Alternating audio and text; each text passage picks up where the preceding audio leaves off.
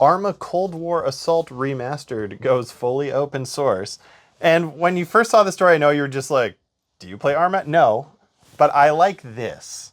Okay. I like the idea of a game that you don't want to support anymore being open sourced.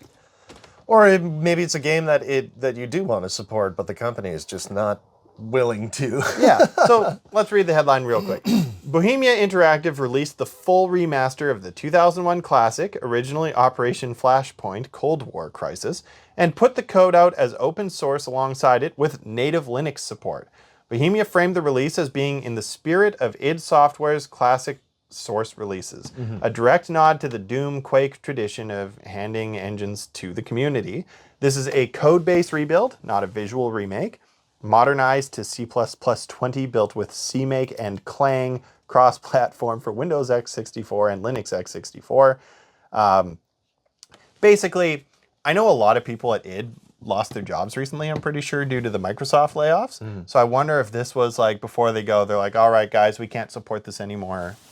We give it to you. It would be very nice if, like you said, companies started doing stuff like that. I worry that we won't see much of this. Maybe we'll see it from smaller studios or mid-sized studios, but I worry we won't see it from bigger ones because a lot of the bigger ones are realizing that their new titles that they're pumping all this cash into are failing, and that their classic titles are the ones that are earning the real bread. We talked about it a bit last time on the podcast. The Xbox emulation goes to prove that Microsoft's like, let's go back to dipping into these wells. Yeah, so I worry that most old, like, big companies are gonna hang on to those IPs because they're like, well, you know, we don't want someone remastering our game and us not getting a piece of it.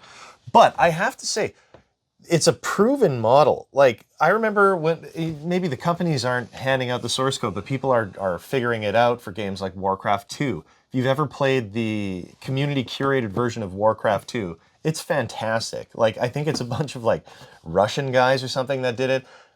They like, because you go to these websites and you're like, I hope to God this isn't spyware or something, but it ends up being fine. And then you play it and you're like, this has all the quality of life improvements from like StarCraft 2, all the like Warcraft 3, some of the stuff there, but it plays really well. It runs nicely. It's got all the stuff you would like to use to play the game properly. The big companies are going to be scared of people doing exactly that. Yeah, but so for id to do this, a company owned by Microsoft, that's super cool. Yeah.